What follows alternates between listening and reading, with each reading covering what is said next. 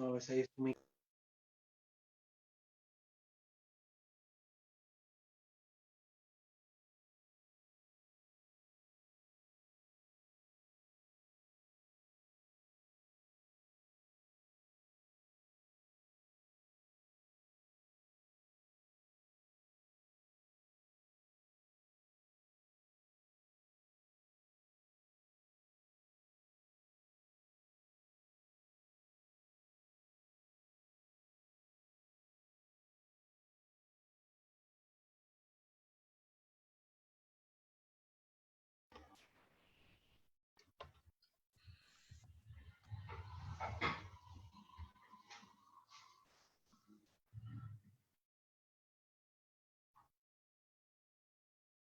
Hola Jesús. Buenas tardes, doctor. Buenas tardes a todos. Bienvenidos a un domingo jurídico más en la página Jurisconciencia, la cual está siendo transmitida por vía Zoom y a través de las redes sociales de Facebook y Twitter. En esta oportunidad contamos con la presencia del doctor Sandro Mario Paredes Quirós, quien ha sido fiscal adjunto superior, fiscal provincial, fiscal adjunto supremo titular. Además, ha tenido un posgrado en la Universidad de Salamanca, en España, otro posgrado en la Universidad Complutense de Madrid. Ha sido mayor de infantería del Ejército Peruano y también es un reconocido catedrático universitario. En esta oportunidad nos acompañará con el tema teoría del delito. Lo escuchamos atentos, doctor. Muchas gracias, Jesús. Bueno, primero agradecerles por la invitación y lo segundo, felicitarlos por la iniciativa que tienen de querer cultivar la ciencia del derecho penal y bueno, y profundizarla cada vez más. Este es un buen espacio, un buen lugar para tratar de hacerlo y yo feliz de poder compartir con ustedes estos minutos. Bueno, de lo que vamos a hablar hoy día es de la teoría analítica del delito, de la teoría del delito. Este campo es realmente abundante y muy difícil poder realizar un curso en un espacio tan breve. Sin embargo, vamos a tratar de presentar la teoría del delito desde los pilares, desde las columnas vertebrales, desde donde se sostiene qué cosa es un delito. Y bueno, ya quedará de repente poder profundizar un poco más, tal vez con lectura, tal vez con algunas ejecutorias, o tal vez en alguna otra oportunidad más vamos a volver a tocar el tema. Pero hoy día vamos a desarrollar la teoría del delito considerando los presupuestos básicos que todo estudiante de derecho penal debe de conocer. Cualquier persona que pretenda litigar en derecho penal, cualquier estudiante o cualquier profesional que vaya a afrontar un caso o vaya a tratar de entender una ejecutoria, una resolución, una sentencia, si no conoce lo que vamos a explicar, difícilmente va a poder entender y sobre todo ejercer en algún momento la posibilidad de querer afrontar un proceso judicial en el que se discuta la atribución de un hecho delictual. Bueno, eso como, digamos, un preámbulo. Partamos por entender lo siguiente. La teoría del delito o el delito tiene una estructura. Pero ¿qué sucede? Hay muchos comportamientos en los cuales una persona se involucra, es decir, participa tu cuerpo. Tú vas a participar en un delito, pero sin embargo, esa participación no va a tener relevancia penal. Primero, para verificar si lo que tú estás aparentemente realizando va a poder tener relevancia penal, hay que fijarnos si en la misma acción o omisión existe alguna presencia de tu personalidad. ¿Cómo es esto? Me explico mejor. Vamos a poner con ejemplos y ustedes se van a poder comprender. Vamos a suponer que Jorge está manejando su camioneta y de repente, digamos que viene de la selva central, viene por Pichacaqui, viene de estas zonas de Santa Ana, y de repente le está manejando su camioneta y se produce un deslizamiento de tierra, lo que llamamos un huaico. Va a empujar su camioneta y va a golpear una motocicleta que viene en sentido contrario. Si eso se suscitara, obviamente vamos a tener una persona que manejó la camioneta, que es Jorge, va a haber una persona fallecida, que es el conductor de la motocicleta, vamos a tener el vehículo con el cual, que es el instrumento con el que se cometió el delito, y vamos a tener la intervención de las autoridades. La pregunta es, ¿Jorge habría cometido un delito? Eso sucede en la vida real. Yo lo he visto como fiscal, lo he visto como abogado. ¿Qué sucede? No va a considerarse ese hecho con relevancia penal. ¿Por qué? Porque Jorge ha sido víctima ¿de qué? De una fuerza física irresistible.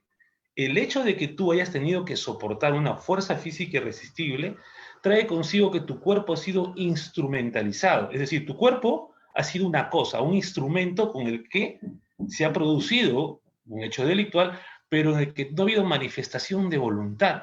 Si no hay manifestación de voluntad, hay una ausencia de acción. Si no hay acción, no va a haber relevancia penal. Ustedes pueden ver aquí en la diapositiva, donde se establece las causas de ausencia, ¿verdad?, de acción, y entre ellas van a ver la fuerza física irresistible, que es el caso que les estoy mencionando.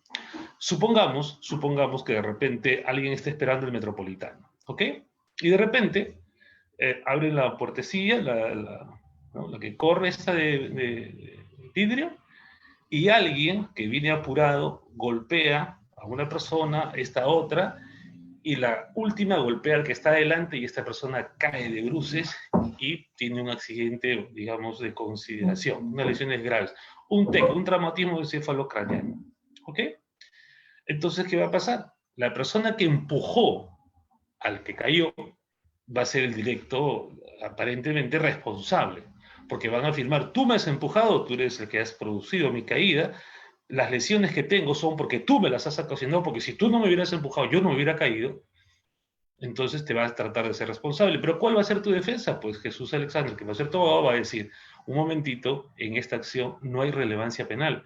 ¿Por qué? Porque hay ausencia justamente de voluntariedad. Prueba de ello es que mi patrocinado en ningún momento ha tenido la posibilidad de poder soportar, de impedir esa fuerza física irresistible que ha propinado o ha propiciado que esta persona se caiga porque vaya a caer de bruces. Entonces, lo primero que hay que tener en cuenta es, si hipotéticamente tu cuerpo funciona como un instrumento, como una cosa, como un elemento, para producir una acción delictual en la que tú no has tenido ningún tipo de voluntariedad, entonces podríamos afirmar que estás ante una fuerza física irresistible. Pero también hay otras formas en las que tú vas a poder participar en un hecho delictual. Por ejemplo, vamos a suponer que Jessica Sabina va al traumatólogo y es jugadora de vóley. Y de repente, Jessica, el médico le dice, pues no, el traumatólogo, ¿qué es lo que te pasó, Jessica? Bueno, tengo un dolor en la rodilla, me duele mucho porque la práctica del deporte que hago. Así que el médico le dice, muy bien, siéntate, Jessica, aquí en este banquito, cierra los ojitos y el médico va a agarrar un pequeño instrumento y va a golpear en la rodilla. Va a golpear la rodilla de Jessica. ¿Y qué pasa? Jessica, instintivamente al sentir el golpe, va a estirar la pierna y le va a dar un puntazo en el ojo al médico. Supongamos que eso pasara. ¿Qué va a poder alegar? Jessica es la que le ha dado el golpe con el pie, le ha producido un desprendimiento de retina. Imagínense el traumatólogo, la escena.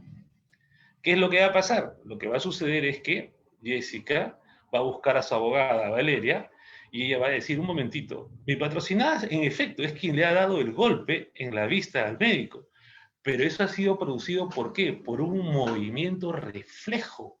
Los movimientos reflejos son justamente esos movimientos que se producen sin manifestación de voluntad. Es decir, el cuerpo va a reaccionar instintivamente por sentir esta acción o este impulso y podría darse o podría producirse un accidente como estos.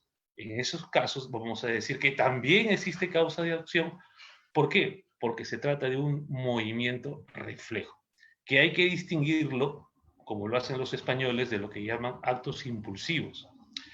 Les comento así rapidito, en una sentencia en España se señalaron estos hechos. Habían 3 muchachos que estaban tomando sus cañas, que le llaman allá, estaban acompañando con sus tapas, algo así como nuestro ceviche con sus cervezas, ¿no? Y de repente uno de ellos se va a misionar y el amigo viene sigilosamente y le peñisca el glúteo. Le peñisca el trasero, el otro voltea con el codo levantado, le impacta en la cabeza, cae al suelo y el señor muere. Entonces lo denuncian al caballero, al joven que golpea con el codo, por homicidio. Pero en este caso le señalan que es un homicidio doloso, o perdón, un homicidio imprudente. ¿Qué decía la defensa? La defensa decía, no, se trata de un movimiento reflejo. Luego de los debates dijeron, un momentito. Si bien es cierto, se ha producido ese movimiento por el peñisco que tuvo a bien hacerlo, a mal hacerle el amigo, sin embargo, el hecho de haber levantado el codo ya es una manifestación de una defensa. Y si tú te estás defendiendo, quiere decir que subjetivamente estás actuando con dolo. Y si tú actuaste con una manifestación de voluntad, entonces ya no habría ausencia de acción. Por eso hay que saber distinguir entre un movimiento reflejo y un acto impulsivo o de cortocircuito, como le llaman los españoles. También existe otra posibilidad en la que tú, como persona, vas a poder participar en un hecho, pero en el que tampoco te van a poder atribuir responsabilidad penal. ¿Por qué? Porque vas a poder afirmar que tu participación ha sido en un estado de inconsciencia total. Les voy a contar lo que sucede, y esto pasa bastante en nuestra sierra, donde nuestros compatriotas, que son los más humildes, los pueblitos, los anexos más recónditos, tienen sus camitas, pero esas camitas son nieve, esos que tienen resortes en la parte de abajo, y duermen pues, no, a veces 2, 3 personas. Y normalmente la mamá duerme con el bebé. Esto lo he visto en la práctica, que muchas veces las señoras que hacen sus faenas comunales vienen a descansar a sus casas con el bebé y en la noche, sin tener ningún tipo de intencionalidad, sin ningún tipo de voluntariedad, simplemente por estar durmiendo, el bebé se mueve, lo apretan, le producen una asfixia mecánica y muere. En ese caso, vamos a poder afirmar que la señora estaba en un estado de inconsciencia total. Imagínense o pónganse en el caso de una persona que viniese totalmente ebria y durmiese en su cama. Y de repente no se percata, viene el sobrinito porque hubo la fiesta, lo acuestan al costado, el hombre se voltea, no se dio cuenta, no se percató en lo absoluto, no se le va a poder atribuir responsabilidad. ¿Por qué? Porque se encuentra en un estado de inconsciencia. Y cuando uno se encuentra en un estado de inconsciencia, no hay manifestación de voluntad, no hay manifestación de tu personalidad. Y si no se produce ello, entonces vamos a decir, como ven ustedes aquí en la diapositiva, que hay una acción que no es voluntaria, que hay ausencia de acción, porque pudo haberse producido ese hecho por una fuerza física irresistible, un estado de inconsciencia o un movimiento reflejo. Muy bien, ese es el primer filtro. Es decir, primero tenemos que analizar estos tres elementos para poder seguidamente avanzar a la tipicidad. ¿Cómo así? Tú eres abogado, viene tu patrocinado y te dice, ¿sabes qué, doctor? Me están atribuyendo el delito de homicidio. Muy bien. Lo primero que vas a hacer es qué cosa analizar. Pero doctor, ¿qué ha pasado así? Un ratito, vamos a escucharte, luego vamos a analizar primero si es que hay acción o no hay acción. Si vemos que no hay voluntariedad, porque se trata de una fuerza física irresistible, un movimiento reflejo, un estado de inconsciencia, joven, señora, tu acción no tiene relevancia penal, tú no has cometido delito, así que despreocúpate. Pero si hipotéticamente no se queda la conducta ceñida a estos tres elementos, tenemos que analizar el segundo, que es la tipicidad. ¿Qué cosa es tipicidad? Tú tienes la conducta de tu patrocinado, tienes el supuesto de hecho del tipo penal, lo que está regulado en el artículo, aquel que mata a otros será sancionado con pena privativa. Muy bien, tú tienes aquí la conducta de tu patrocinado y vas a ver si encaja dentro del supuesto de hecho del tipo penal. Si hipotéticamente encaja, se va a poder afirmar que la conducta es típica. Entonces, ¿qué cosa es la tipicidad? Es eso, es el ejercicio de poder encajar, poder determinar si la conducta que se le atribuye a una persona va a poder enmarcarse dentro del supuesto de hecho del tipo penal. Muy bien, pero la tipicidad tiene elementos, como todo delito, todos los delitos tienen dos elementos fundamentales. ¿Y cuáles son esos dos elementos? Bueno, vamos a suponer que nuestro ejemplo es el homicidio. Una persona mata a otra, ¿ok? Todo delito tiene elementos objetivos y subjetivos. ¿Cuáles son los elementos objetivos? Los elementos objetivos son los que vamos a poder verificar en el campo. Son los que van a impresionar los sentidos. Ustedes pueden ver aquí, que hemos señalado en la diapositiva, elementos objetivos, y en la parte inferior, los elementos subjetivos. Toda persona, todo ser humano que comete un delito, tiene un aspecto subjetivo que está refugiado ¿dónde? En la esfera psíquica del autor. ¿Ok? Entonces, siempre, todo tipo penal tiene dos elementos, un elemento objetivo y un elemento subjetivo. Ahora, el elemento objetivo tiene elementos descriptivos. ¿Cómo descriptivos? Claro, porque estos elementos van a describir la conducta.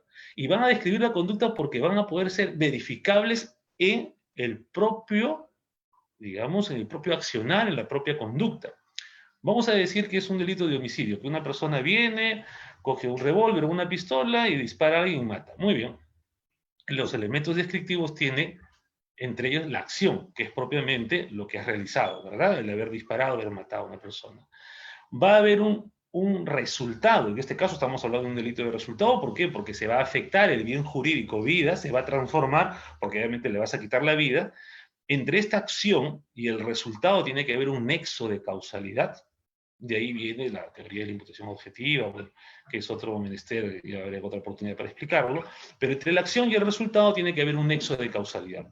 ¿Qué más vamos a encontrar? A los sujetos. Va a haber un sujeto activo, que es la persona que comete el hecho delictual, el sujeto pasivo, que es el titular del bien jurídico, en este caso también va a ser la víctima, porque es en él donde ha recaído la acción delictual. Vamos a ver el objeto del delito, que es justamente donde recae la acción, y los instrumentos del delito que vienen a ser el arma con la que se cometió el hecho delictual.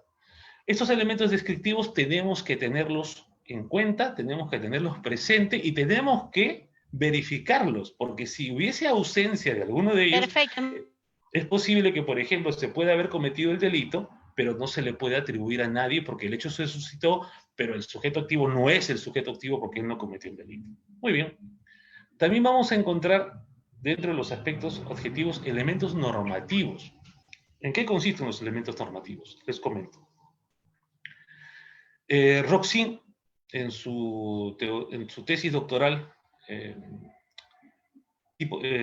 tipo penal, él señala que los elementos normativos son aquellos que requieren valoración. Es decir, vas a encontrar en algunos delitos algunos elementos que necesitan ser valorados. Por ejemplo, supongamos en el delito de usurpación, dice, ¿no? Aquel que mediante violencia, amenaza, engaño o abuso de confianza despoja a otro de la posesión. ¿Qué cosa es posesión? En el delito de libramiento indebido se habla de cheque. ¿Qué es un cheque? Como no sabemos qué es un cheque, no sabemos qué es posesión, tenemos que recurrir a otro cuerpo normativo donde nos van a establecer qué cosa es posesión y qué cosa es cheque. En este caso vamos a recurrir ¿a dónde?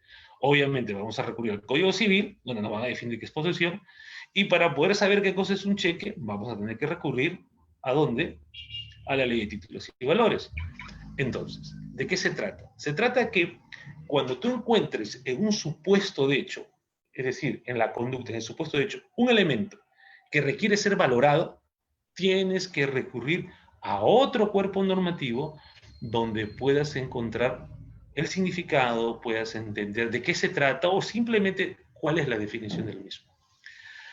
También vamos a encontrar, como ustedes ven en la diapositiva, lo que se denomina leyes penales en blanco. ¿De qué es una ley penal en blanco? Tienes el supuesto de hecho, tienes la conducta del tipo penal, pero hay una parte que tiene que ser integrada, le falta. ¿Cómo así? Por ejemplo, los delitos contra el medio ambiente. Vamos a encontrar que, por ejemplo, se sanciona a aquel que va a verter residuos contaminantes, residuos sólidos, más allá de los límites permitidos. ¿Y cuáles son esos límites? Pues no lo sabemos porque el código no lo dice, el artículo no lo dice. Pues tenemos que recurrir entonces a otra norma, en este caso una norma administrativa, que va a traer consigo cuáles son esos límites que son los mínimos o los límites máximos por los cuales sí se puede vertir sustancias o residuos sólidos. Muy bien.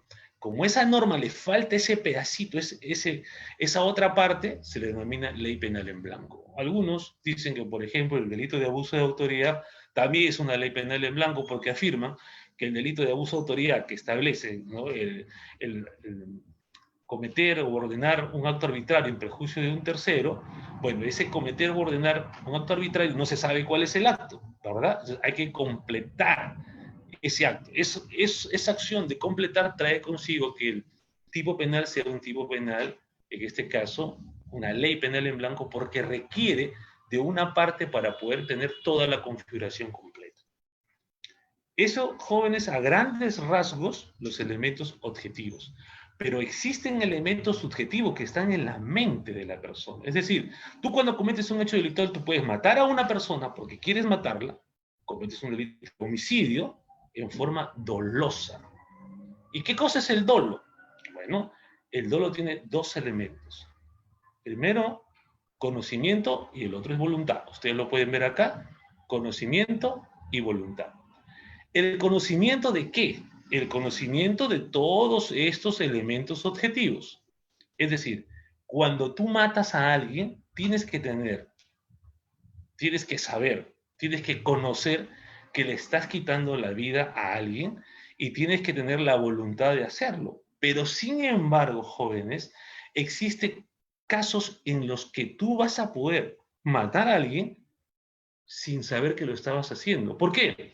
Porque tienes una idea distorsionada de la realidad.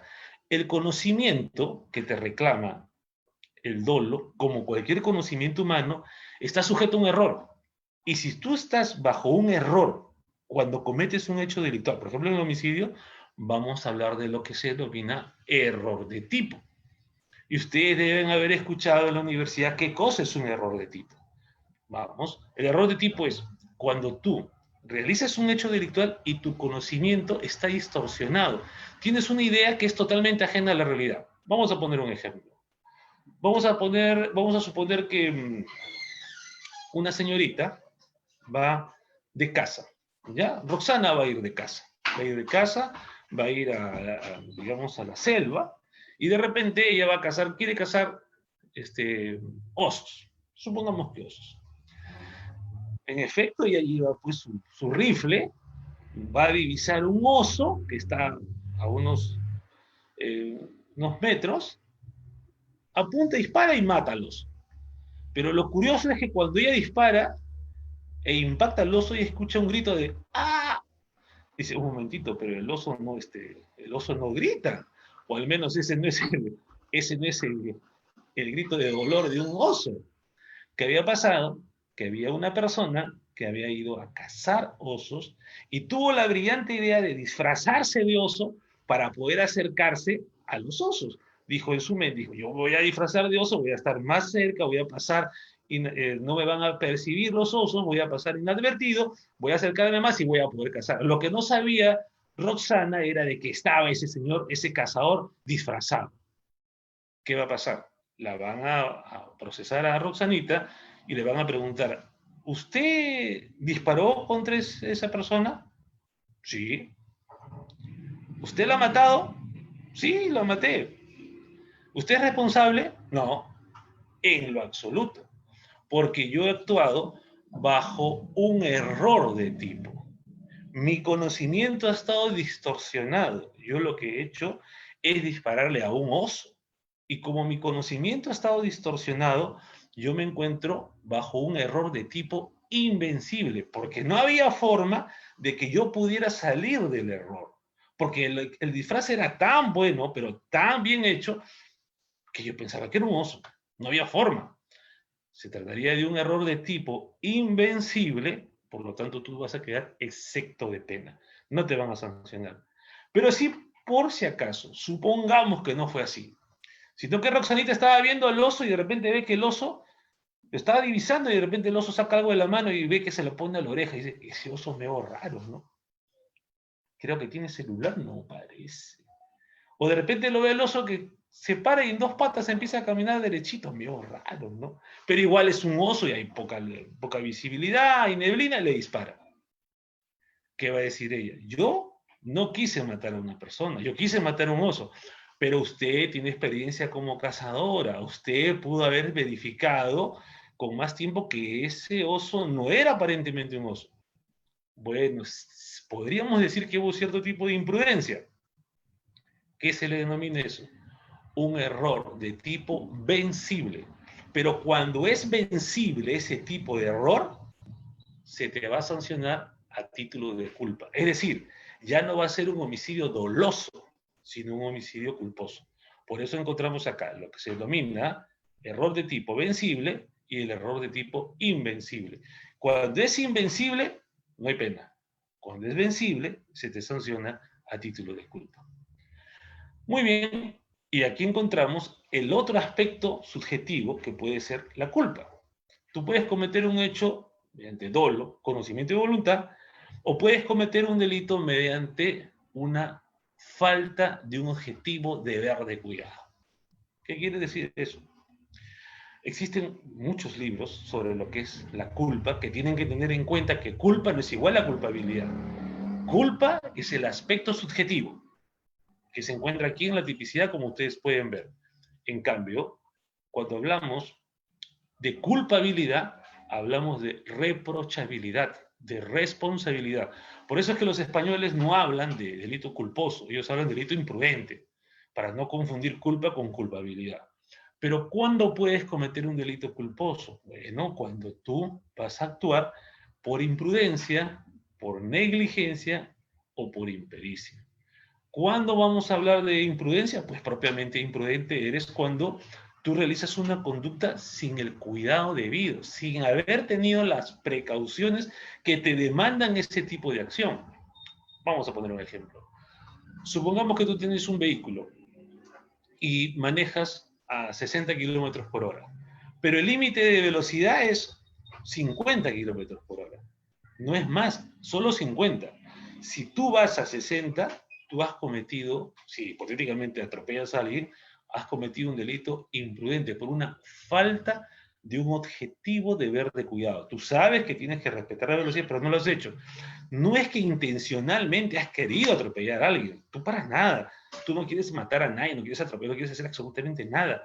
Pero esa falta de cuidado, el no haber tenido la prudencia del caso, trae consigo de que si atropellas a alguien o produces un accidente, vas a ser sancionado como un autor culposo, un accionar culposo. Puede ser también que has actuado con negligencia. La negligencia va relacionada normalmente a las labores profesionales, cuando una persona que tiene que seguir, por ejemplo, los médicos, un protocolo que está establecido previamente para poder realizar una actividad, en este caso una intervención quirúrgica, no lo hace, entonces esta persona actúa con negligencia, ha sido negligente. ¿Y cuándo hay impericia? Impericia se produce cuando tú no tienes el conocimiento suficiente para hacer algo y lo haces. Impericia tiene un prefijo negativo, innegativo, ¿no es cierto? Tiene la pericia. Por ejemplo, supongamos que alguno de ustedes contrata o lleva su carro para que lo arregle alguien, ¿no? Un mecánico. Y de repente este joven arregla los frenos, sales del taller, volteas la esquina y ¡boom! Te chocas. Vas a cometer un accidente por ahí. Verificado por la DIAT, se van a percatar que el carro no tenía frenos. ¿Pero qué pasó? No le echaron el líquido. Pero si yo lo llevé al mecánico y tuvieron que hacer regular los frenos y ver todo ello. Sí, lo que pasa es que el mecánico estaba debutando como mecánico porque le acababan de entregar el título y el hombre no tenía práctica. No estaba todavía con los conocimientos suficientes como para poder hacer eso. No tenía la pericia. Entonces ese señor va a tener que responder por, en este caso, si es que hay una lesión o lo que se produjese, pues en forma culposa. ¿Por qué? Porque no tuvo la pericia del caso. Muy bien.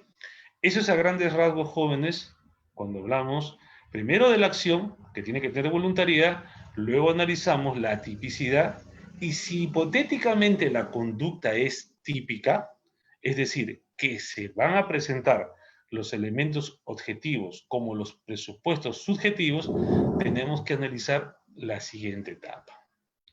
¿Y cuál es la siguiente etapa? Les explico. Se llama la antijuricidad. ¿Qué es esto de la antijuricidad?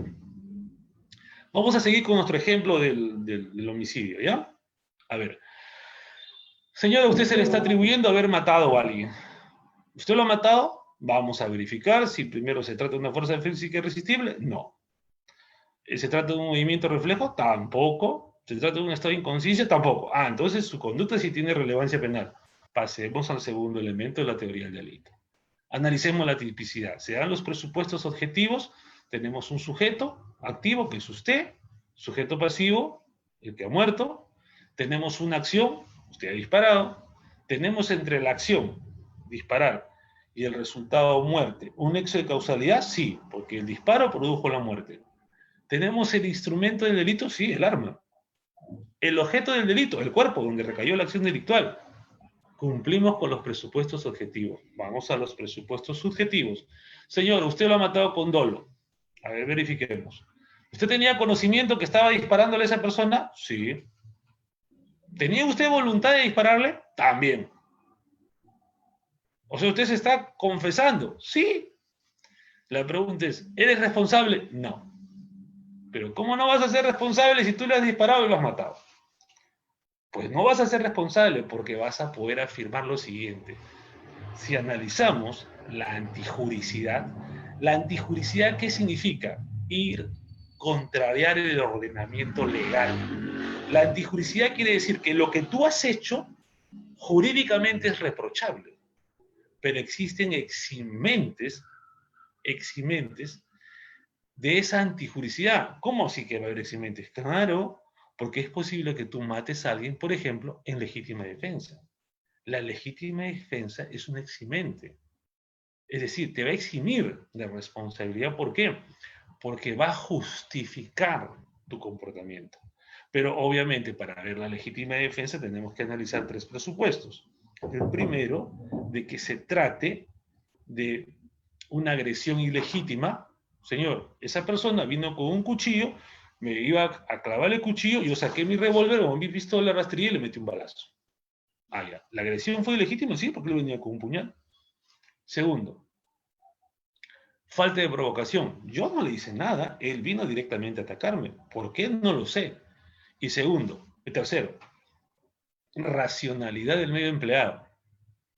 Señor, la racionalidad se va a analizar si es que realmente de las alternativas que yo tenía para poder realizar la defensa que tuve era la más adecuada y la menos perjudicial.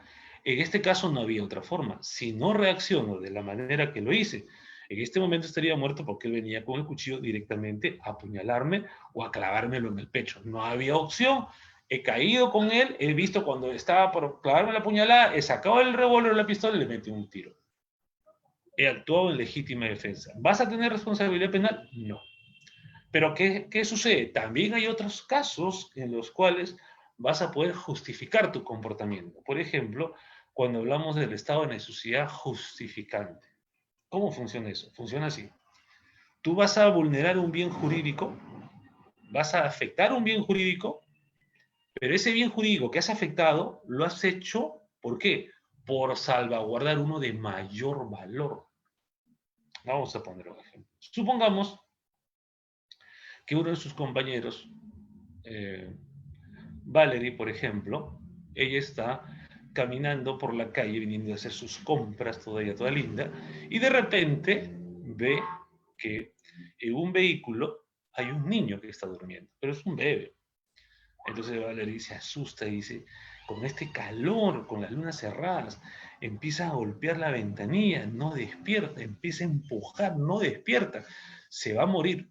Así que agarra una piedra, le rompe la luna y él lo saca al bebé. Viene en ese momento el dueño del vehículo, que había sido el tío, no sé, el primo, que había dejado al bebé por unos minutos, y ella va a decir, sí, yo he actuado y he destrozado tu parabrisas. ¿Puedes decirme que he cometido un delito de daños? Sí, pero yo he actuado en un estado de necesidad justificante, porque he salvaguardado un bien jurídico que es la vida y he sacrificado un bien jurídico que es patrimonio. Y como este bien jurídico tiene supremacía sobre el patrimonio, pues simplemente no va a ser antijurídica, o mejor dicho, no va a ser delictual. Mi comportamiento podrá ser típico, pero no antijurídico, porque he actuado bajo un eximente de responsabilidad, que es el estado de necesidad justificante. ¿Qué sucede? También se presentan otras formas por las cuales se va a eliminar la antijuricidad. Una de ellas es, como pueden ustedes ver aquí, el ejercicio legítimo de un derecho. Vamos a suponer, uno de sus compañeros va a llevar su televisor, va a llevar su televisor al radiotécnico, ¿no?, al establecimiento, y le dice, te dejo el televisor, por favor, arréglalo. Y el técnico le dice, bueno, voy a ver qué tiene y le digo cuánto cuesta. Arregle usted, no se haga ningún problema. Ah, ok. El técnico revisa el televisor, en efecto encuentra que tiene algunas fallitas por ahí y lo arregla. Tú regresas a coger tu televisor y cuando le dice, señor, el televisor, sí, ya está operativo, ya. ¿Y cuánto le debo? 1000 soles. Y tú le dices, 1000 soles, pero es mucho, señor. Usted me dijo que lo arreglara y lo arreglé. Mire, señor, le voy a dar 500 y me llevo mi televisor. Ya le debo la mitad, le pago después. Entonces el radiotécnico dice, no, señor, usted no se lleva el televisor.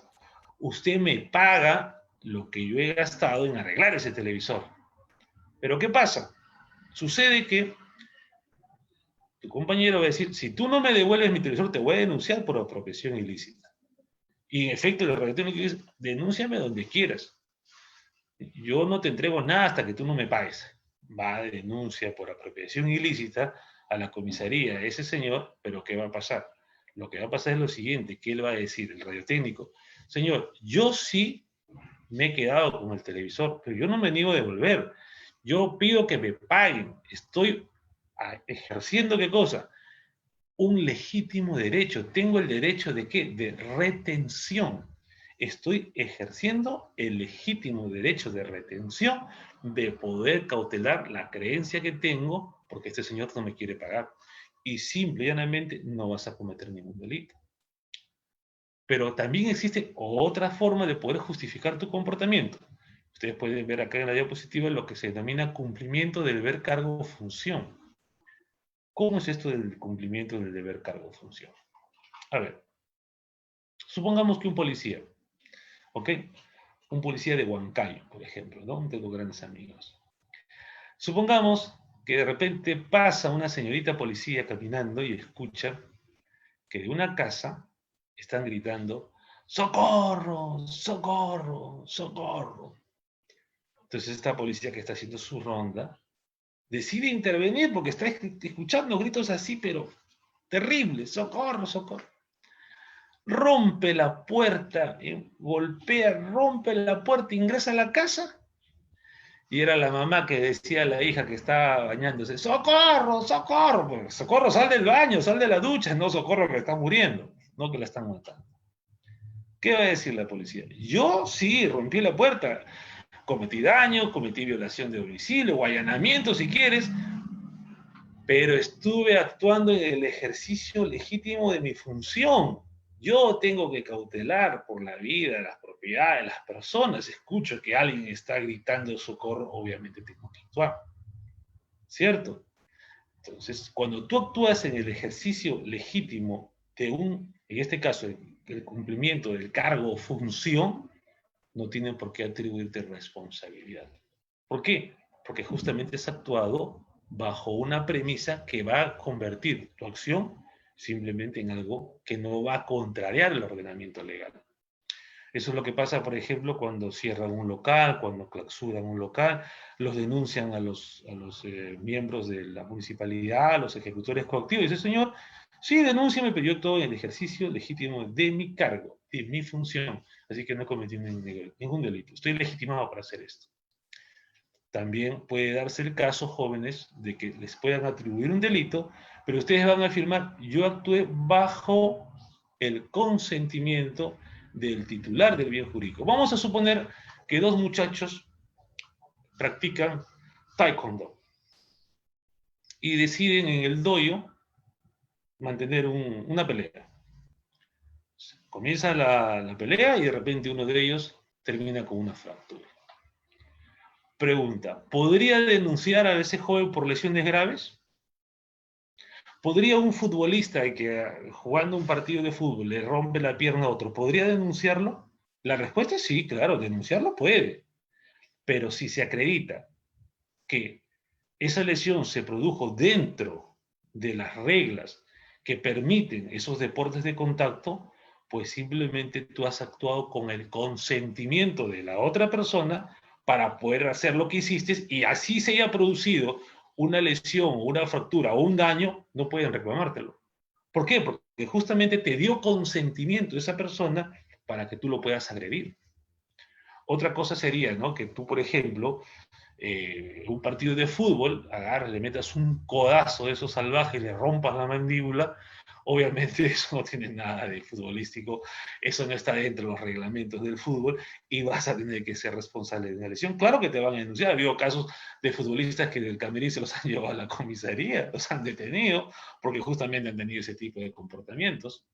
Pero si no fuera así, se realiza dentro de los parámetros del reglamento futbolístico o deportivo, simplemente no va a haber responsabilidad. Muy bien. Hemos visto primero la acción tiene que tener relevancia penal, luego vemos la antijuricidad, si vemos que es firmes, que es típico, si vemos que es típico, analizamos la antijuricidad. Si vemos que nuestro comportamiento no tiene ningún eximente de responsabilidad, en este caso, que pueda destruir la antijuricidad, tenemos que analizar el siguiente elemento. ¿Y cuál es el siguiente elemento? Pues aquí está.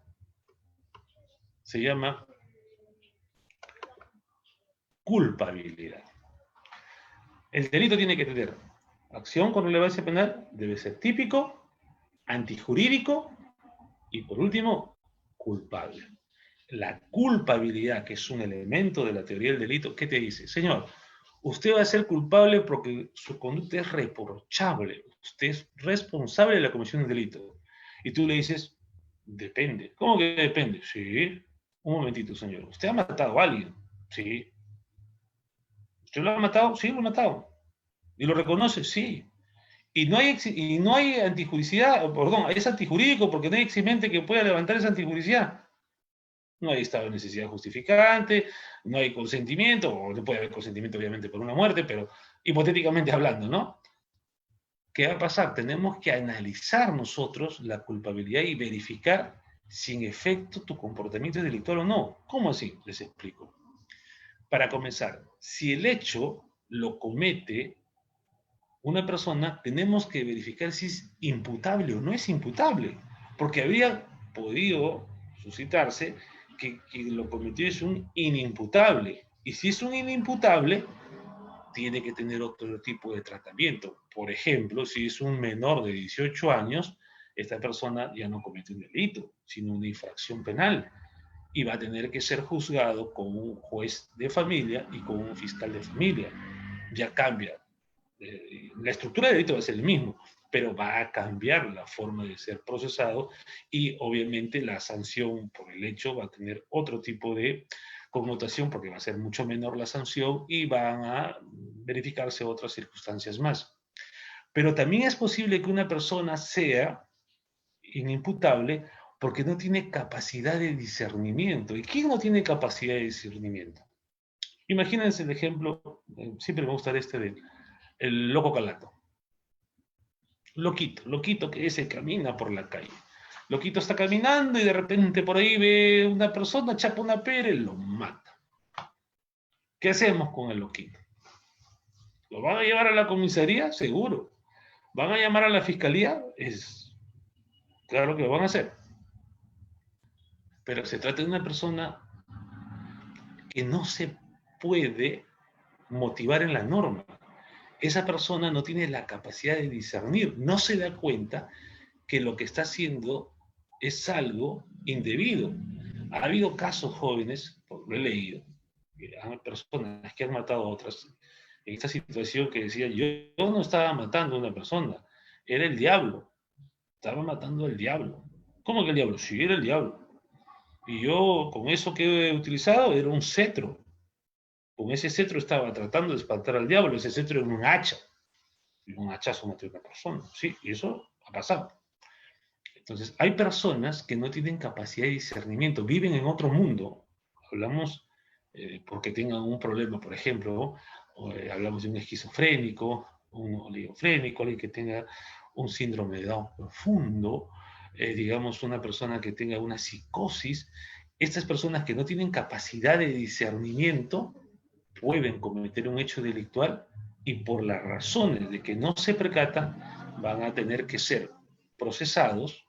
En algunos casos, cuando son peligrosos, se les va a aplicar una medida de internación, van a ser procesados mediante un proceso de seguridad y se les va a aplicar una medida de seguridad, que puede ser una internación con un centro de salud mental, como el Arco Herrera o como el que había ahí en Huancayo, en Jauja, me acuerdo que había un centro de salud mental. Entonces, es posible que a pesar de que comete el hecho delictual, no vaya a tener la sanción que le corresponde por tener una falta de capacidad de discernimiento. Pero también hay otra cosa que tiene que analizarse para atribuir responsabilidad. Es que la persona sepa que lo que está realizando es en efecto un delito. Vamos a suponer que usted tiene un amigo que vive, digamos, en Jamaica. Lo han conocido por Facebook, redes sociales y esas cosas. Muy bien. Viene el amigo de Jamaica, pero este hombre no sabe que aquí está prohibido el portar marihuana más allá de la cantidad, el límite permitido para el consumo. Y este hombre trae pues el doble. Entonces él dice, señor, ¿yo? Sí, reconozco que traía esto, pero yo no sabía que aquí era prohibido, no sabía que aquí era delito en mi país, se compra, acá está mi factura, mire, es normal. Ah, pero usted tiene un desconocimiento. Sí, yo no sabía que eso era delito. Ah, entonces, si usted tiene un conocimiento, en este caso, usted no sabía de que había una prohibición, usted se va a encontrar en qué? En lo que se denomina error de prohibición. Y al igual que el error de tipo, que se da en el aspecto subjetivo del dolo, en la tipicidad, el error de prohibición también puede ser vencible o invencible. Supongamos una señorita que viene de Francia. Usted tiene una amiga, le invitaron a la amiga, vino de Francia, pero justo cuando llegó ustedes tuvieron que viajar a provincia, le dejaron la llave, le dijeron, llegas al departamento, te estás dejando la llave con el conserje, ingresas, no te preocupes, tienes todo ahí, yo regreso en 5 días. Bueno, la chica que ha venido de Francia no habla castellano, llega al departamento y de repente saca su cuenta y no tiene su periodo. Así que averigua por acá, por allá y llega a un lugar donde va a practicarse un aborto. Justo vienen las investigaciones, viene un operativo, la denuncian. Y ella va a decir, ¿usted cometió un aborto? Sí. Tiene una acción que es típica, que es antijurídica, pero no va a ser culpable. ¿Por qué? Porque ella tenía un error de prohibición, y era un error de prohibición que era invencible, porque ella no habla castellano, nunca vino al país, no sabe de nuestra legislación, y era su quinto aborto, en su país abortan como sacarse una muela.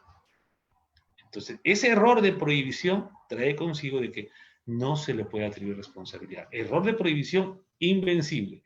Pero si hipotéticamente fuera vencible porque ella pudo haber salido del error, entonces se le va a sancionar. ¿Cómo? Disminuyéndole la pena. No es igual que el error de tipo vencible, donde se le sanciona a título de culpa, sino que el error de prohibición vencible se le sanciona, pero disminuyéndole la pena. ¿Qué más vamos a encontrar aquí en la culpabilidad? La exigencia de la conducta. ¿Qué quiere decir eso? Que a pesar que tú hayas cometido un hecho delictual, que cumple con que la acción tenga relevancia penal, que sea típica y antijurídica, es posible que no seas responsable. ¿Por qué? Porque no se te puede exigir otra conducta distinta a la que tú realizaste.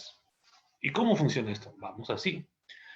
Supongamos que tú estás en un bote, tú y un amigo, o las dos chicas están ahí, y de repente se produce un problema con el bote, se empieza a hundir, y solamente hay un salvavidas. Tú quieres el salvavidas para ti, la otra persona lo quiere, y tú simplemente escoges, la ahogo, la mato y me quedo con el salvavidas. ¿Qué va a pasar? ¿Te pueden sancionar por eso? No, porque tú vas a decir, bajo esa condición, yo estoy en un estado de necesidad exculpante. Voy a sacrificar un bien jurídico, que es vida, para poder salvaguardar otro bien jurídico, vida. Es decir, bienes jurídicos del mismo valor. Puede ser la vida, puede ser la integridad física, puede ser la libertad. Es decir, tú vas a poder, en este caso, para salvaguardar tu vida o la de un tercero con el que tengas mucha relación, podría llegar a esa situación de poder matar a otra persona. ¿Por qué? Por estar en un estado de necesidad exculpante. ¿Cuándo más podrías tú señalar que no vas a tener responsabilidad? Porque no te pueden exigir una conducta distinta a la que tuviste cuando no se trate de un miedo insuperable. ¿Y cuando hay un miedo insuperable? Por ejemplo, supongamos que alguien trabaja en un hospital. Viene alguien con una, digamos, una infección terrible, ¿no? De una mordedura de una víbora. Ok. Le dicen a la enfermera, ve a traer el antídoto que está en el tercer piso. La mujer va y cuando va a abrir donde está el antídoto, una rata gorda, peluda ahí. La mujer parece espantada, no puede tirarle algo a esta cosa porque si no rompe el antídoto y está la rata ahí, ¿no? La mujer le entra pánico, no puede, tiene fobia a esos animales.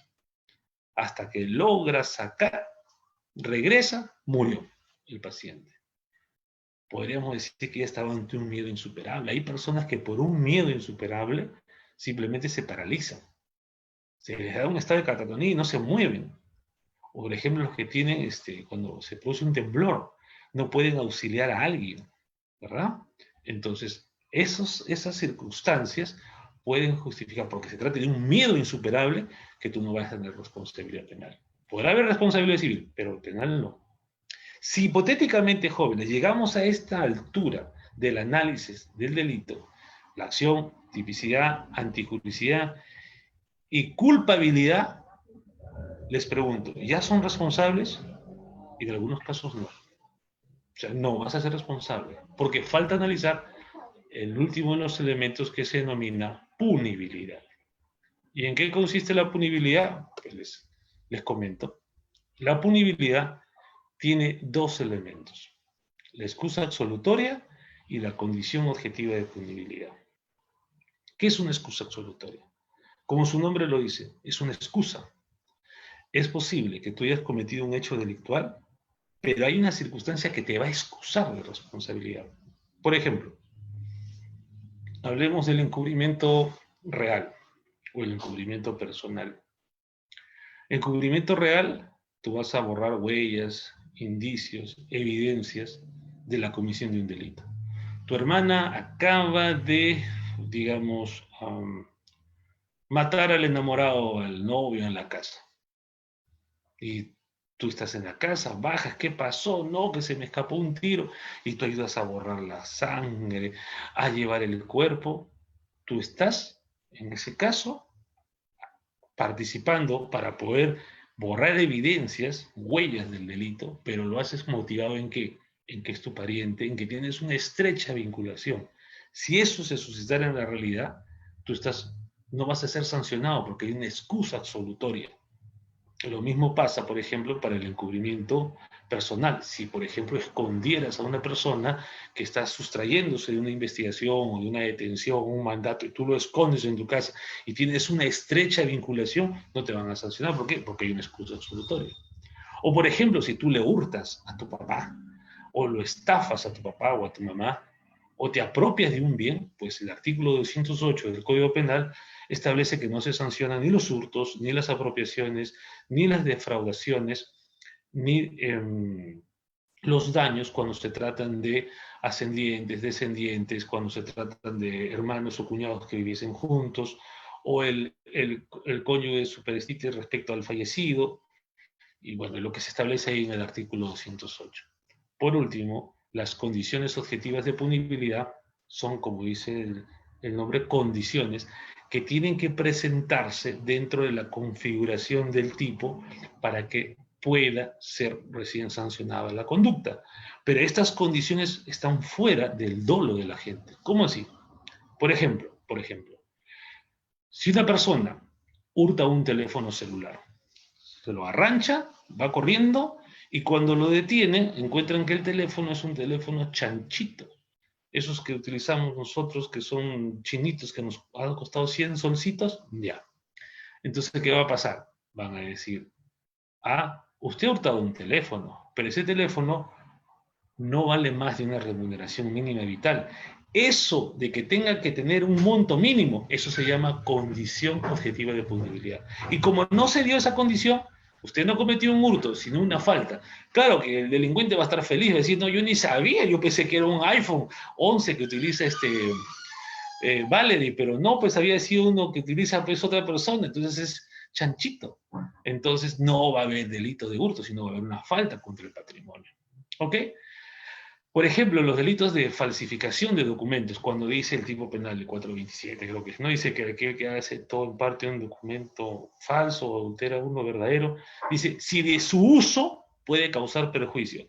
Esa posibilidad de perjuicio, esa potencialidad de perjuicio implica una condición objetiva de punibilidad. Por ejemplo, supongamos que alguien de ustedes falsifica un DNI y falsifique el DNI de Manco Cápac. ¿Ok? Lo pone bonito, con su chip ahí, y lo encuentra. Y dice, señor, ¿usted va a ser denunciado por falsificación? No. ¿Por qué? Porque ese DNI no tiene la posibilidad de causar perjuicio. ¿Quién va a pensar en su sano juicio que Atahualpa o Manco Cápac va a tener un DNI? No se puede, ¿verdad? Entonces, vamos. Recapitulando. Si hipotéticamente tú vas a analizar una conducta que sea delictual, tienes que verificar que tenga relevancia penal, es decir, que pueda tener voluntariedad, que no provenga de una fuerza física irresistible, un movimiento reflejo, un estado de inconsciencia total. Si no se queda la conducta ahí, es decir, pasa ese filtro, tienes que analizar la tipicidad. En la tipicidad vas a ver los elementos objetivos y los elementos subjetivos. En los elementos objetivos, elementos descriptivos, elementos normativos, sujeto, objeto, acción, acción, resultado, nexo de causalidad, y el aspecto subjetivo vas a ver el dolo, vas a ver la culpa, el dolo con el conocimiento y voluntad, y vas a verificar ahí si se trata de un error de tipo, si es vencible o invencible. Si puedes pasar la barrera de la tipicidad, analizas la antijuricidad para ver si la conducta tiene algún eximente, como por ejemplo legítima defensa, estado de necesidad justificante, si se trata del cumplimiento del deber o cargo, ejercicio de un derecho, o la obediencia debida, que es uno más que me he olvidado, y luego analizas la culpabilidad para verificar si se trata del conocimiento de la prohibición, si se trata de un inimputable o imputable, y la exigencia de la conducta. Y a pesar de eso, todavía tienes que analizar la punibilidad para poder determinar si es que hay una excusa absolutoria o se presenta la ausencia de una condición objetiva de punibilidad. A grandes rasgos, jóvenes, eso es un delito. Obviamente que hay muchas otras figuras que tendría que explicarles, pero me dieron una hora y estamos exactamente 59 minutos hablando de la teoría del delito. Le cedo la palabra a Jesús Alexander para, si es que hay interrogantes, por favor, para poder responderlas.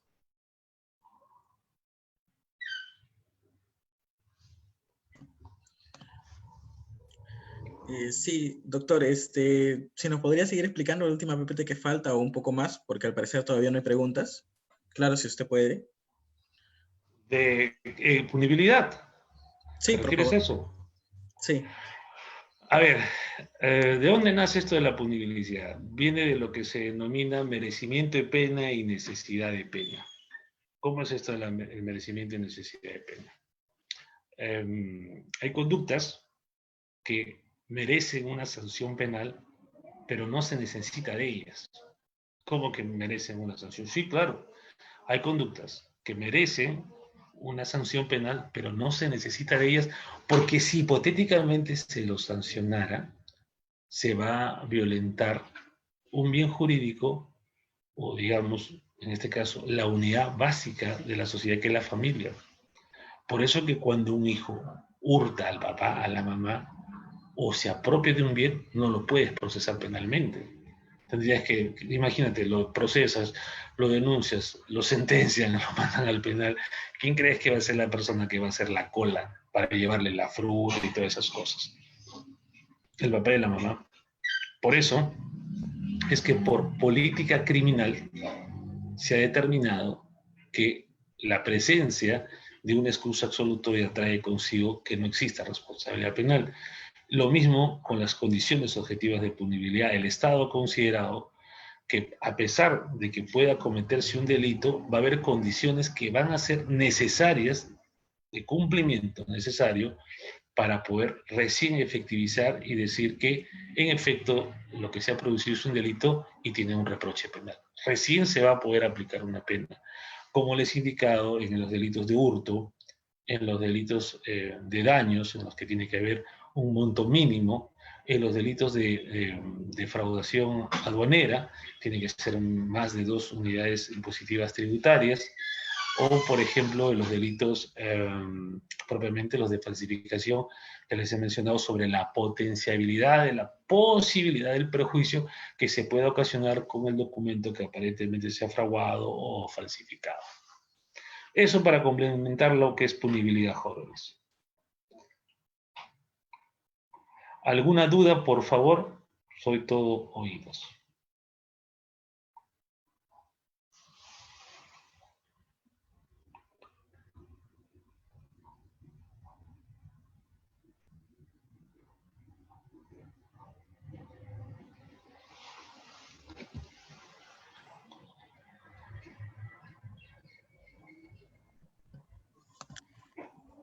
Doctor, si me permite, tenemos una pregunta, pero ha sido mandada a través de las redes sociales mediante un audio.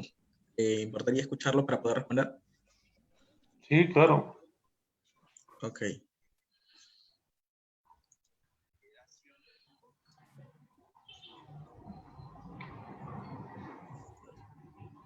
Donde solamente importaba el resultado de una acción.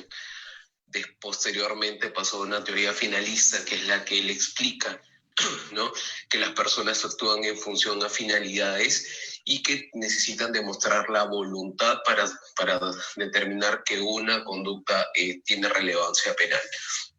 Ahora, sin embargo, con la evolución del derecho penal moderno, surge el funcionalismo, ¿no? Donde le da otras alternativas a delitos un poco más complejos, en el cual que te dice que no solamente se tiene que demostrar la voluntad de una persona para que tenga relevancia penal, sino que esta tiene que ser, que no tiene que aumentar el riesgo que está normado jurídicamente, ¿no? Entonces, explícale más.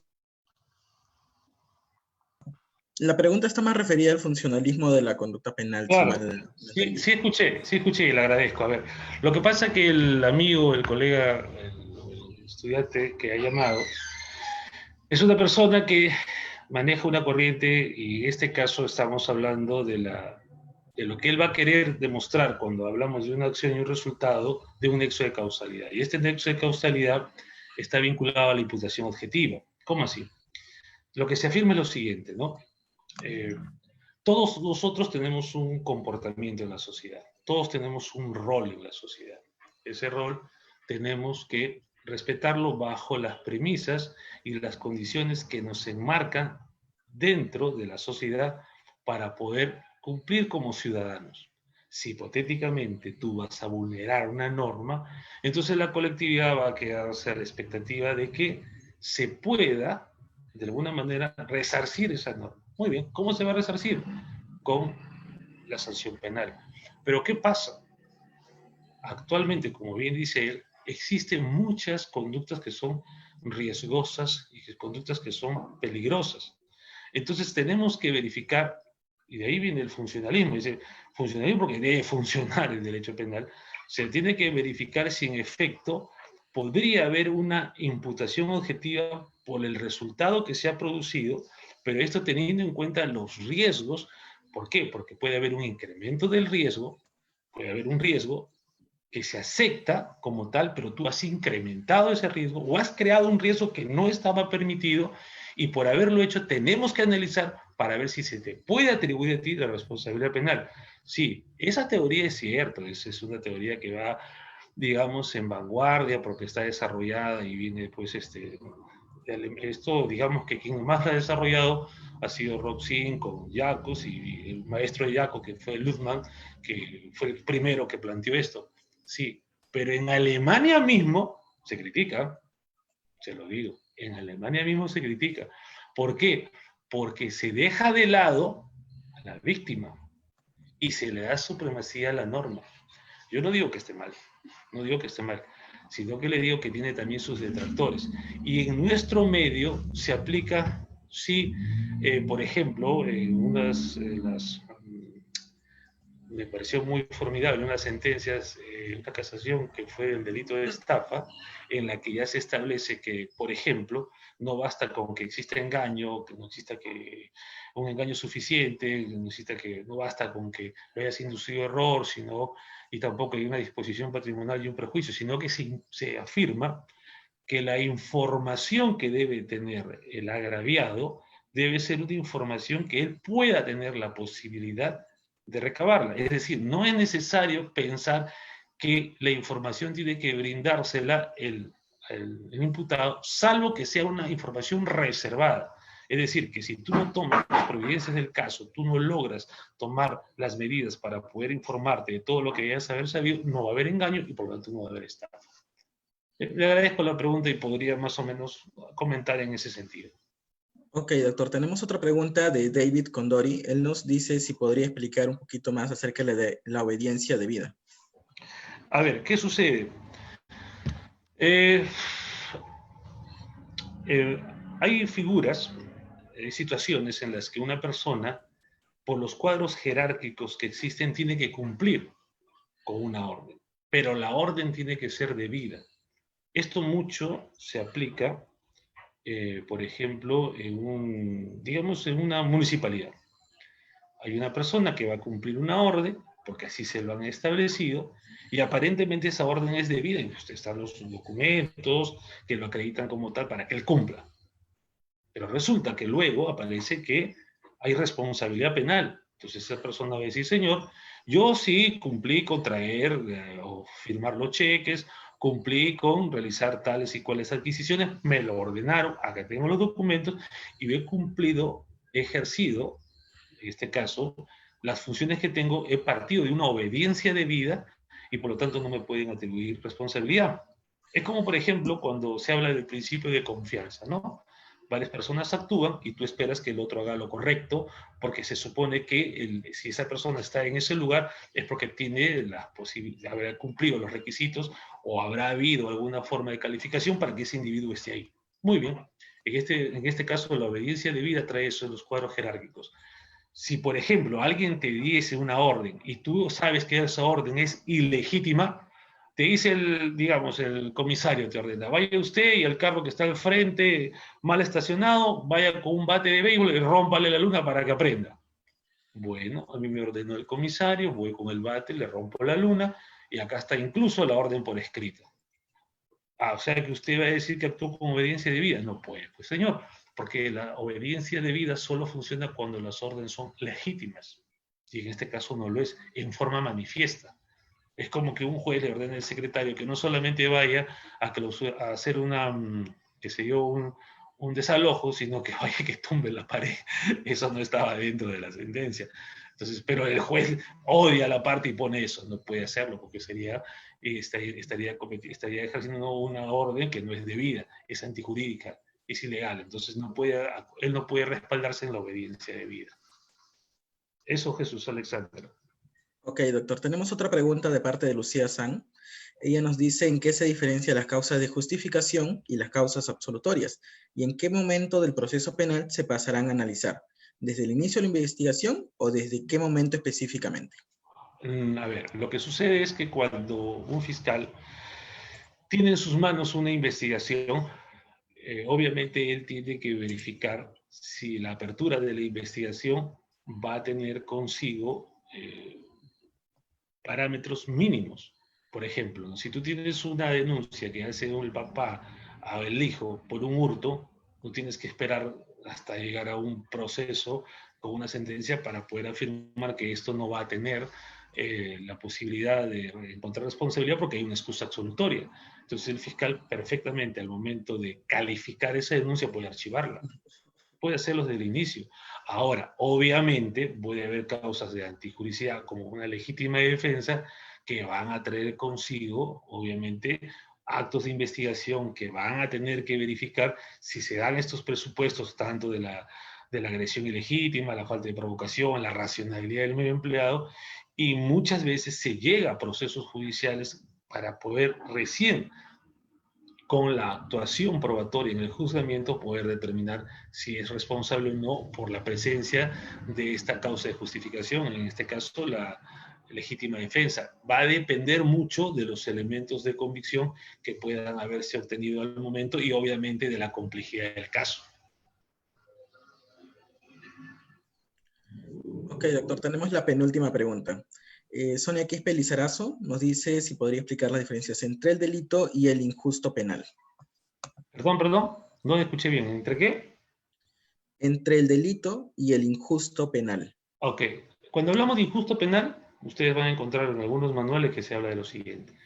El delito, vamos a afirmar que son todos los elementos que hemos señalado. El injusto se va a resumir ¿a qué? A la acción, a la tipicidad y a la antijuricidad. Cuando hablamos de tipicidad y antijuricidad y vemos que el comportamiento de la persona es típico y además es antijurídico, ahí estamos hablando del injusto penal. Hasta ahí se analiza y se dice, esta conducta es injusta. Ahora, vamos a verificar luego si es responsable, pero el injusto penal se reduce a eso.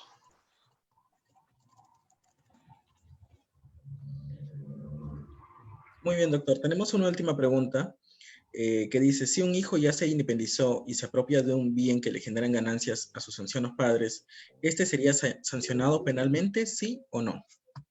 No tiene nada que ver que el hijo viva en la misma casa. Basta el tener la relación parental. Sí, definitivamente va a tener la excusa absolutoria, pero estamos hablando de un hurto, no de un robo. Un hurto. Estamos hablando de una apropiación ilícita. Estamos hablando de daños, de una defraudación, no de robo. Ok, doctor, eso sería todo. Muchas gracias por la ponencia. Esperamos contar en un futuro con otra participación suya y gracias por contribuir a nuestro aprendizaje en el derecho. Nada, un saludo a todos, a Silvanita y a todos un fuerte abrazo. Cuídense mucho, que Dios los bendiga.